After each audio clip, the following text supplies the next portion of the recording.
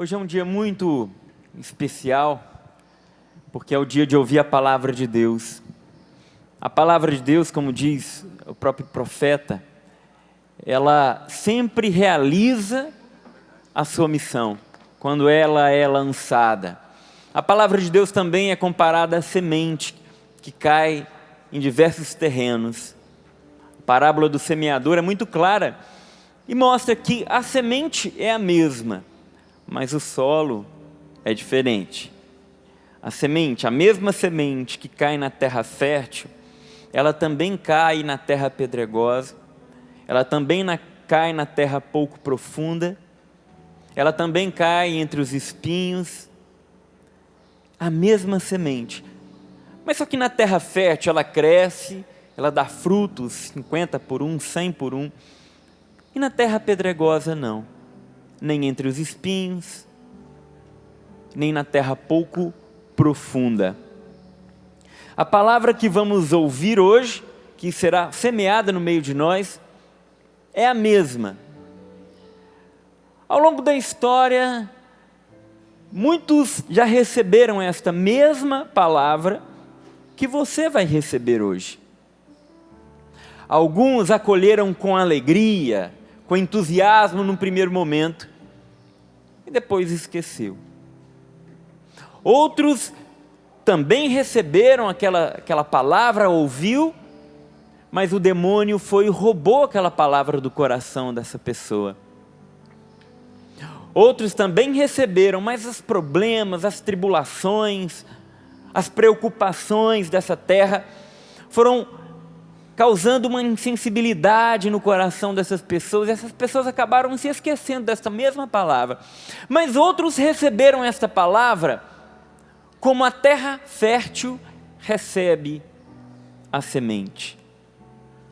Esta mesma palavra foi capaz de transformar muitas vidas, de converter muitas pessoas, de realizar milagres, prodígios na vida de muitas pessoas. Então, a palavra é a mesma que sai da boca de Deus, mas como eu escuto, como ela cai, não depende só de Deus, depende de mim. Isso é muito interessante, gente. Porque a mesma palavra lançada num coração pode ter o efeito totalmente o contrário, lançado num coração, num outro coração. Por isso a decisão de como essa semente vai cair, em que terra é este coração, depende de nós, de mim em primeiro lugar. De nós, essa palavra vai ser lançada. E a palavra está em Marcos capítulo 10, versículo 46. Se tem a sua Bíblia, você pode pegar, Marcos 10, 46. A cura de Bartimeu. Vamos analisar esta passagem e vamos perceber que interessante. Presta atenção. Chegaram a Jericó. Ao sair dali, Jesus, seus discípulos e numerosa multidão estava sentado à beira do caminho, mendigando Bartimeu, que era cego, filho de Timeu. Sabendo que era Jesus de Nazaré, começou a gritar: Jesus, filho de Davi, tem compaixão de mim. Muitos o repreendiam para que se calasse, mas ele gritava ainda mais alto: Jesus, filho de Davi, tem compaixão de mim. Jesus então para e diz: chamai-o. Chamaram o cego dizendo: coragem, levanta-te, ele te chama. Lançando fora a capa, o cego ergueu-se de um salto e foi ter com Jesus. Jesus, tomando a palavra, perguntou-lhe: que queres que eu te faça? Rabone, respondeu o cego, que eu veja. Jesus disse-lhe: vai, a tua fé te salvou. No mesmo instante, ele recuperou a vista e foi seguindo Jesus pelo caminho. palavra da salvação para nós. Gente, que interessante. Talvez você nunca escutou essa palavra desta maneira. Mas olha só. Primeira coisa que observamos nessa palavra. Jesus estava a caminho, no caminho, saindo de Jericó. E ali, na beira do caminho, estava um cego, que o evangelista chama de Bartimeu. Bar significa filho. Ou seja, era o filho de Timeu. Nem o nome desse homem o evangelista sabia. E ele estava mendigando à beira do caminho. Mais para frente a gente vai perceber que ele usava uma capa. Uma capa que muitos já sabem, para aquela época e para aquela realidade de um cego, era muito importante. Porque era a capa feita geralmente de couro, que o protegia aquele cego do sol muito forte, e à noite também do frio muito intenso. Porque aquele clima desértico, o frio é muito intenso devido à baixa umidade do ar. Então, aquele homem sentado à beira do caminho, Jesus estava, outra informação importante, Jesus ele estava com uma multidão e também com seus discípulos. E de repente, aquele homem começa a ouvir um barulho de gente, de muita gente, um barulho acontecendo, e ele começa a perguntar, o que está acontecendo? Alguém pode me falar o que está acontecendo? Então respondem para ele, é Jesus que está passando, é Jesus de Nazaré. Então imediatamente, aquele homem toma uma atitude, e a única coisa que ele podia fazer, porque ele não podia enxergar, então não dava para ele ir tateando no meio daquela multidão, onde está Jesus? Por mais que falassem para ele, olha, é um barbudinho, mais ou menos 1,82 m, não dá, né? Então, a única coisa que ele tinha era a sua voz. Então ele começa a gritar. Ele não só fala, mas ele grita. E olha que interessante, quais foram as palavras daquele cego? Jesus, filho de Davi, ou seja, descendente de Davi.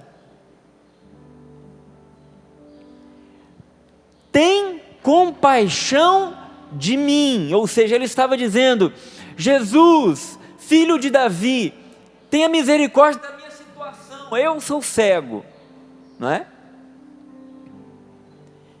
Interessante, aquele homem sabe que Jesus era descendente de Davi, sabia da capacidade que Jesus então tinha de realizar um milagre na vida dele.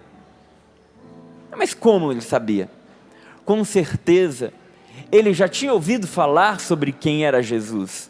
Ele já ouvido falar dos milagres que Jesus já havia feito. Mas, claro, ele como um cego, totalmente dependente dos outros, ele não poderia sair buscando Jesus, procurando Jesus. Então, ele se limitava à sua situação de cego, de indigente e pedinte, ali na beira do caminho, para que quando passasse alguém, ele suplicasse. Então ele estava acostumado a prestar atenção nos passos das pessoas, nos barulhos que aconteciam ao seu redor. Mas naquele dia, o barulho foi diferente, porque existia uma grande multidão. Ele já tinha ouvido falar de quem era Jesus, mas imagina você na situação dele, que esperança aquele homem tinha, de um dia se encontrar com Jesus, Jesus que não parava no lugar, ele sempre ia de lá para cá, de cá para lá, né? A raposa tem suas tocas, os pássaros têm seus ninhos, mas o Filho do Homem não tem onde reclinar a cabeça. Jesus vivia a sua peregrinação, né? Era uma missão realmente itinerante. Mas um dia, por incrível que pareça, aquele homem, Bartimeu, o filho de Timeu, um pedinte sem ter identidade própria, ele escuta esse barulho e fica sabendo que era o tal Jesus que ele já tinha ouvido falar, que havia curado, que havia feito milagres, que atraía multidões. E aquela poderia ser a última chance daquele homem. A última chance. Então, ele investe todas as suas forças e começa a gritar: Jesus, filho de Davi, tenha compaixão de mim. Jesus, filho de Davi, tenha compaixão de mim. Porque era o último momento, a última chance. Então, outros começam a ficar incomodados com a gritaria do ceguinho. Está atrapalhando. Então se aproximavam dele e mandavam calar, ficar quieto. Muitos o repreendiam para que se calasse, mas ele gritava ainda mais alto. Aquela ação de gritar, então, encontra um obstáculo significativo, que é a própria repressão. Fica quieto. Não incomoda. Gente, é verdade ou não é? Que quando nós estamos vivendo um momento difícil e estamos buscando ajuda para sair daquele momento, não vai faltar gente para te desanimar, para tirar a sua fé, para tirar a sua esperança, não é? Não, até fala, né? Não é que eu sou pessimista, não, é porque não vai dar certo mesmo. E meu filho, não tem jeito não, se fosse assim eu desistia, não é? Não, deixa de ser bobo, deixa de ser boba. Não tem jeito. Ele não tem jeito. Aí começa a lançar palavras de maldição, né? Ela não tem jeito. Essa situação não tem jeito. Nunca vai faltar gente pessimista, urubu ao redor da carniça. Parece que fica esperando uma tragédia, uma catástrofe, uma desgraça na nossa vida, para poder falar: não vai dar, não tem jeito, isso é impossível. Sempre foi assim, ou seja, não é de agora, pode ficar tranquilo. E vai acontecer outras vezes. Principalmente quando nós estamos buscando fazer a vontade de Deus. E quando é isso, é pior ainda. Aí não vai faltar mesmo. Se a gente está buscando fazer as coisas do mundo, se a gente está se ausentando para enriquecer, tudo bem. Mas quando nós nos ausentamos, quando nós nos esforçamos para buscar aquilo que não passa, para buscar a presença de Deus na nossa vida, a vivência do Evangelho, aí não vale a pena o nosso esforço. Então toda a nossa ação merece repreensão. E talvez você já tenha escutado alguns termos: para com isso, não precisa disso tudo, deixa de ser fanático, né? Para de exagero, fundamentalista, porque a única coisa que eu quero é buscar a Deus sobre todas as coisas. Mas se eu busco dinheiro sobre todas as coisas, tudo bem. Se eu me mato de trabalhar, tá tudo bem. Se eu vou dormir às 4 da manhã porque eu estou entregando um trabalho para ganhar dinheiro, tudo bem. Mas se eu faço tudo isso, o meu esforço é gasto para conquistar o céu, aí não pode. E aí você passa a ser fundamentalista. Você que acorda às 3 da manhã para rezar pela conversão do seu esposo, pela libertação do seu filho, você está louca. Deus não quer isso também. Já escutou isso? Deus também não quer isso. Aí parece que a pessoa do nada conhece a Deus profundamente, começa a conhecer a Deus, sabe o que Deus gosta, o que Deus não gosta, como Deus age. Então faz uma análise profunda, teológica, sobre a sua vida de fé, o que você deve e o que você não deve fazer, o esforço que merece ser empreendido e o que não vale a pena. Gente assim não vai faltar para aqueles que estão gritando: Jesus, filho de Davi, tenha compaixão de mim. Porque o que buscava aquele homem? Um milagre. E ele não deu ouvidos para aquelas vozes que o repreendiam. Ao contrário, o que diz a palavra? Muitos o repreendiam para que se calasse, mas ele gritava ainda mais alto. Quando nós estamos buscando aquele milagre de Deus, aquela graça sobrenatural, quando o obstáculo aparece na nossa frente, só nos resta duas alternativas: ou nós desistimos e voltamos, ou nós gritamos ainda mais alto. Se Bartimeu tivesse ouvido aquelas vozes: não, fica quieto, você está nos incomodando, e falando: realmente, não tem jeito para mim, coitado de mim, eu sou apenas um cego, não tenho nem identidade, ninguém sabe nem meu nome, me chamam de filho do meu pai, eu fico aqui à beira do caminho, pedindo esmolas, porque esse é o meu destino. Voltarei para a minha sarjeta, estendendo a minha mão, esperando o benefício de alguém. Ele poderia tomar essa atitude, ou gritar ainda mais alto, e foi o que ele escolheu fazer. Jesus, filho de Davi, tenha compaixão de mim. E agora entra a parte de Deus. É interessante como a gente percebe no Evangelho, como Deus gosta destas pessoas ousadas. Vocês já repararam? Já reparou como Jesus gostava de atender esse povo mais complicado? Lembra aquela pagã? A fé manifestada por uma pagã, que se aproxima de Jesus e começa a falar: Jesus, tenha misericórdia da minha filha que está atormentada pelos demônios. E Jesus faz de conta que nem está ouvindo e passa reto. E Jesus, por favor, me atende. Aí os apóstolos começam a falar para Jesus: Jesus, despede essa mulher, já está enchendo a paciência. Aí, mais uma vez, né? Aí, ó, fica quieta. Partiu dos discípulos, hein?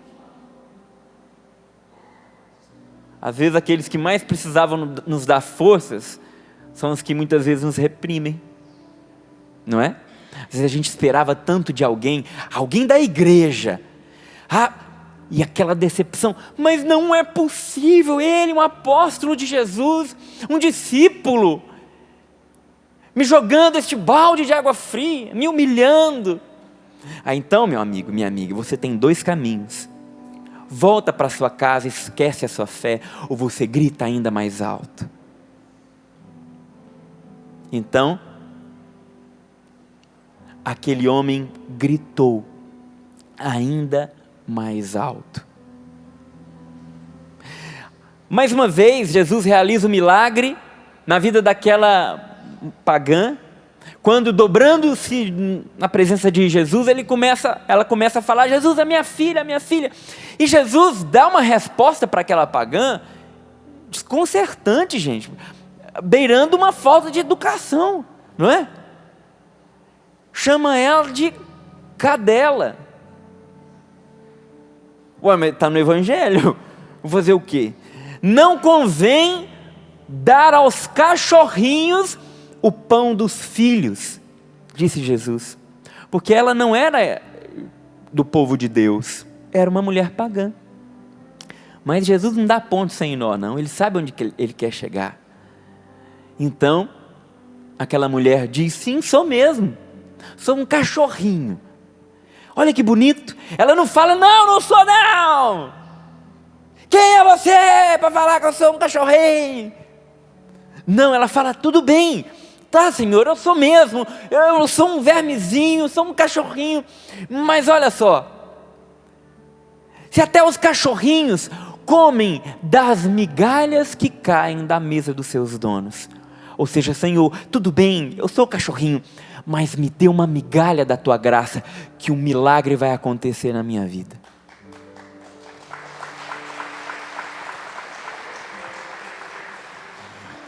E de uma aparente repressão de Jesus, humilhação, surge um dos maiores elogios do Evangelho.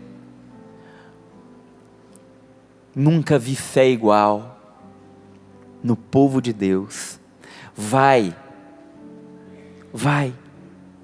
para casa, encontrar com a sua filha. Você vai ver o milagre que eu realizei na sua vida. E ela volta para casa e encontra a filha calma, sentada, em paz e liberta.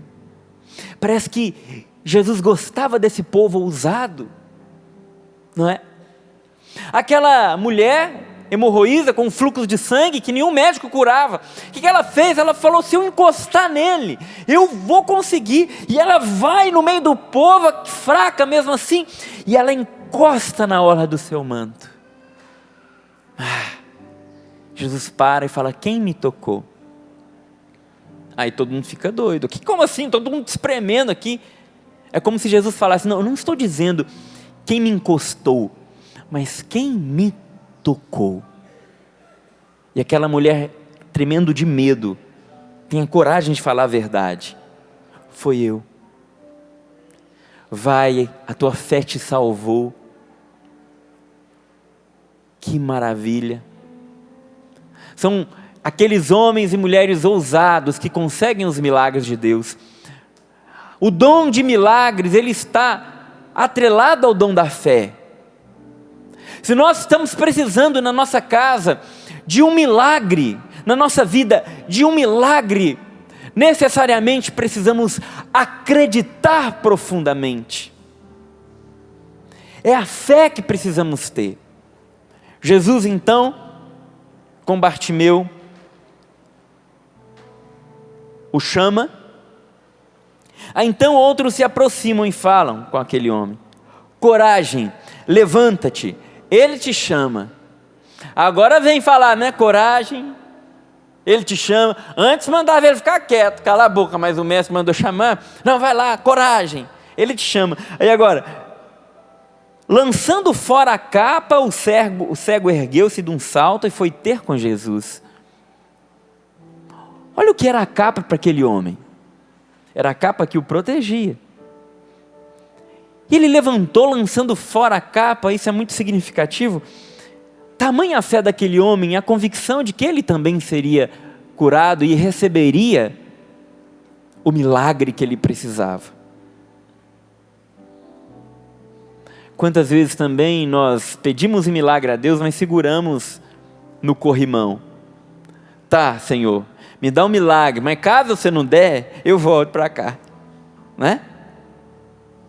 Ó, Senhor, eu acredito, tá? Eu acredito para valer. Eu vou me lançar em teus braços, mas está segurando. Está segurando aqui. Eu acredito, tenho fé profundamente, mas não solto. Não solta a minha capa. Porque caso ele não me cure, eu tenho a capa, eu volto para ela. Mas esse cego não pensou nisso. Ele lançou a capa fora. A palavra diz, lançou fora, jogou fora a capa. Jogou fora. Ou seja, não vou precisar dessa capa mais nunca, porque eu vou encontrar com Jesus e Ele vai realizar o milagre que eu preciso, que eu quero. Eu acredito profundamente nisso. Maravilha. Então, ele se encontra pessoalmente com Jesus. E o que era então de ouvir falar do que Jesus fazia, de quem Jesus era, ele passa então a escutar a voz de Jesus, que diz: vai. Jesus perguntou para ele, lançando fora a capa, Jesus tomando a palavra perguntou-lhe: que queres que eu te faça? E mais uma vez uma resposta surpreendente. Rabone, respondeu o cego, que eu veja. Interessante que o termo Rabone ele é diferente do termo rabi. Rabi é o mestre, mas Rabone é meu mestre. Quando Deus realiza um milagre na nossa vida, é para que Ele seja também, a partir daí, o meu mestre. Não só o mestre de alguém, mas o meu mestre. Não só o Senhor de alguém, mas o meu Senhor. Jesus Senhor, tudo bem, até os demônios reconhecem que Jesus é Senhor, mas não reconhecem que Ele é meu Senhor. Rabi, muitos podem concordar, mas o meu mestre são aqueles que não fizeram do milagre que receberam apenas uma expressão egoísta. Não, que o milagre me leve a te seguir e a te enxergar. Jesus disse-lhe: vai, a tua fé te salvou. No mesmo instante, ele recuperou a vista e foi seguindo Jesus pelo caminho. O que aconteceu com ele? Recuperou a vista e foi seguindo Jesus pelo caminho. Todo milagre de Deus na nossa vida precisa comportar estas duas coisas: recuperar a nossa visão e nos colocar no seguimento. Se eu recebo um milagre de Deus, uma cura de Deus, e a minha visão não transforma, eu usei de Deus para um benefício apenas. Então eu trato a Deus como um médico, vou lá quando eu preciso de alguma coisa, e não como o meu mestre, não como Rabone, talvez apenas como Rabi.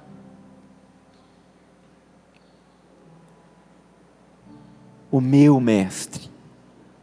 A graça que eu recebo tem que me colocar no segmento de Deus. E foi seguindo Jesus pelo caminho. A maior graça, o maior milagre que aquele homem recebeu, não foi ter a restauração da sua vista física, mas a recuperação da sua visão e a graça do seguimento, porque é isso que vai nos levar por uma cura definitiva. O termo salvação, biblicamente dizendo, ele não expressa apenas a salvação da alma espiritual, mas significa também cura completa. E assim também o termo cura significa salvação, resgate. Quando Deus nos concede uma graça, é para que recuperemos a nossa visão perdida e para que entremos em seu segmento. Por que muitas vezes o milagre não acontece na nossa vida? Primeiro, a falta de fé. Porque vamos nos esfriando. Falta de fé, falta de acreditar. Segundo, os nossos pecados, a nossa vida errada, vai colocando um empecilho diante da graça, da cura, do dom sobre nós. Muitas vezes queremos a cura, mas não queremos recuperar a visão. Às vezes queremos um milagre, mas não queremos entrar no segmento. Como diz a palavra de Deus, se seu olho te leva a pecar, corta. Se tua mão te leva a pecar, corta. É melhor entrar na eternidade sem o olho, sem a perna, sem o braço, do que ir para o inferno inteiro. Diz a palavra de Deus para nós. É interessante que parece que essa palavra vai contra tudo que Jesus realiza, não é? Jesus que cura, Jesus que faz o milagre acontecer. E parece de repente ele manda arrancar a perna, arrancar o braço. É claro que isso é muito simbólico, é muito expressivo. E que quer dizer, num contexto bíblico, não adianta eu realizar na tua vida um grande milagre, não adianta eu devolver a tua vista, se eu não recuperar a tua visão. Não adianta eu recuperar os teus pés, as tuas pernas, os teus braços, se eu não recupero o teu coração, e não te coloco no segmento do caminho para o céu. Do que vai adiantar você ir para a eternidade ou melhor, ir para a perdição de maneira perfeita? É melhor entrar no céu sem a mão, sem o olho, sem o braço, sem a perna, mas estar com Deus para toda a eternidade. Muitos que recebem graça, que recebem cura, muitas vezes abandonam a Deus. Talvez você conheça pessoas assim, que diante do momento de enfermidade, como suplicaram o milagre, como suplicaram, como pediram, suplicaram, fizeram novenas e tudo mais, e a missa, e receberam uma graça, receberam a cura, receberam o milagre, mas depois foi abandonando a Deus, foi abandonando a fé. Trata ainda Jesus como médico, na melhor das hipóteses, quando não curandeiro. Eu vou buscar quando eu preciso de alguma graça e um milagre temporal, e não coloca o coração na eternidade. O que vai nos trazer a verdadeira cura e transformação, meus irmãos, é a recuperação da nossa visão espiritual e a recuperação da nossa frieza, para que recuperemos o segmento. Eu sempre conto, eu me lembro que tinha acabado de me encontrar com Deus, eu tinha 14 anos de idade, descoberto a fé, e eu acreditei em Jesus realmente, de todo o meu coração. E diante daquilo eu acreditava que Deus podia fazer um milagre que eu não podia, mas que Deus podia fazer. Não esqueça uma vez que eu nunca tinha rezado por ninguém. Chegou uma mulher na minha casa para o meu pai rezar pelo marido dela que estava em coma, com aneurisma, uma situação bem grave. Meu pai estava de saída e falou: olha, não, o Tiago reza. Eu não sabia rezar, eu só tinha minha fé, meu encontro com Deus, eu tinha acreditado na palavra, mas não tinha. E aí, tá bom, e eu levei aquela mulher, aquela senhora já para o quarto, e coloquei as mãos sobre ela e pedi a Jesus. E eu lembro da oração que eu fiz, eu falei: Senhor, para o Senhor não existe parede, não existe distância, o Senhor pode ir lá agora curar o marido dela no hospital. Amém. Em nome do Pai, do Filho e do Espírito. Eu acredito que houve uma grande decepção daquela mulher diante daquela. Ela foi para o meu pai rezar por ela, e eu, aquele moleque de 14, 15 anos de idade, faço uma oração daquele jeito, e tão rápida. Mas é interessante que o meu coração estava tão repleto de Deus, porque eu tinha feito uma experiência tão forte com Jesus, e eu acreditava tanto que Deus podia realizar, que para mim foi muito normal aquilo, e ela foi embora. E quando ela chega, passa algumas horas, ela liga lá para minha casa, chorando, e aí ela conta todo o contexto da situação que estava o marido dela, que o médico já havia falado para ela: olha, não tem jeito mais, se você quiser assinar a doação de órgãos, você pode fazer, porque já houve morte cerebral, já não tem jeito mais de recuperação, devido ao aneurisma grave. Foi daí que ela resolveu pedir oração. E ela contava ao telefone que exatamente na hora que estávamos naquele quarto, fazendo aquela oração, né, simples, o marido dela levanta da cama do hospital, senta, vira para a enfermeira que estava assim de costa e fala para ela assim: ei, tem um cigarrinho aí? Não sei se a enfermeira deu, melhor que não tenha dado, né? Mas ela levou um susto, foi correndo chamar o médico, e aquele homem ficou instantaneamente curado. Foi um milagre de Deus, diante de uma oração de um menino que acreditava que Deus podia fazer.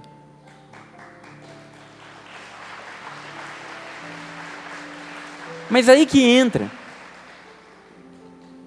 Eu peço que o Senhor faça um milagre maior na vida deste homem. Não sei onde ele está, onde ele se encontra, mas eu peço que o Senhor tenha resgatado não só a vida física daquele homem, mas realizado também um milagre na sua alma, recuperando a sua visão e dando a ele a graça do seguimento. Porque o milagre que Deus realiza na nossa vida é para essas duas coisas. Porque senão, meu irmão, de nada vai valer. E vai ser até pior. Porque então eu vou usar do meu corpo que Deus interveio, que Deus curou e que Deus restabeleceu, para me afastar do Senhor, para buscar o pecado. Por isso, meu irmão, minha irmã, você não pode desistir de buscar a graça, a cura e o milagre, mas o verdadeiro milagre em primeiro lugar. E que essa cura, esse milagre extraordinário, sirva para recuperar a nossa visão espiritual, que muitas vezes tínhamos perdido. Não conseguimos mais enxergar a Deus, percebê-lo na nossa vida. Não conseguimos mais seguir o Senhor nas coisas mais simples, desde ir à missa aos domingos, até buscá-lo através do jejum, da penitência, da caridade, das obras espirituais e corporais, da vida de santidade. Agora eu pergunto para você, qual o milagre que você precisa de Deus hoje? Talvez você precise de um milagre físico, e nós vamos pedir isso agora, um milagre físico. Talvez você precise de um milagre espiritual, talvez você precise de um milagre da conversão daquela pessoa na sua casa que está se afastando de Deus cada vez mais, e você teme que essa pessoa se perca. Você sabe qual milagre você precisa? Fecha os teus olhos um pouco. Você em casa também. Fecha os teus olhos um pouco.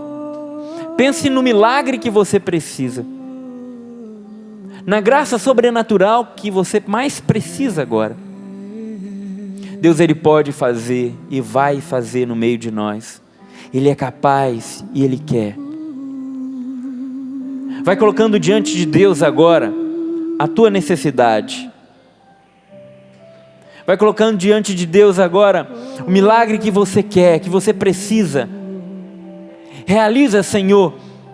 Porque que é um milagre? É aquilo que eu não posso fazer, aquilo que é impossível para mim, o que é impossível para você. Meu irmão, coloque diante de Deus agora, porque para Ele tudo é possível. Tudo é possível, diz o mensageiro do Senhor, o anjo de Deus, nessa data especial. Tudo é possível para Deus. Creia. Eu sei que aí no teu coração existe fé, e por menor que ela seja, o milagre pode acontecer, mesmo que a tua fé seja do tamanho de um grão de mostardas. Acredite no poder de Deus. Ele está esperando apenas um sinal teu, um sinal, uma pequena fé, um pequeno sinal diante de Deus. Mostre para o Senhor que você acredita que é impossível para Ele. Mostra para Ele agora. Rasga o teu coração na presença do Senhor, porque Ele pode fazer. Ele pode. E se você crê, este é o primeiro passo, e o passo fundamental para o milagre acontecer na sua vida. Deus concede a outros o próprio dom do milagre. Obrigado, Senhor. Deus concede a você uma vontade muito grande de rezar para os outros pedindo um milagre, e a confirmação é que as suas mãos agora estão queimando, como que estivessem brasas sobre as tuas mãos, que se esquentam, que queima. É o sinal da confirmação do dom dos milagres. E não comece querendo grande, indo para os palcos, para os altares. Não, comece exercendo este dom que Deus te concede dentro da tua casa, na tua família, com as crianças que têm pureza no coração. Por isso o milagre é mais fácil. Comece pelos vizinhos, e você vai ver o milagre prodígio acontecer em você e através de você. E você se coloca agora na presença de Deus. Suplique essa graça que você precisa, deste milagre. Senhor, acreditamos que o Senhor é capaz de realizar o que eu não posso realizar. Eu derramo meu coração na Tua presença. Eu rasgo a minha alma na Tua presença, Senhor, e trago do fundo do meu coração, por mais que seja pequeno, mas este grão de fé que vai crescer e vai frutificar. Faz em mim, Senhor, aquilo que é impossível. Realiza, Senhor, este milagre na minha vida.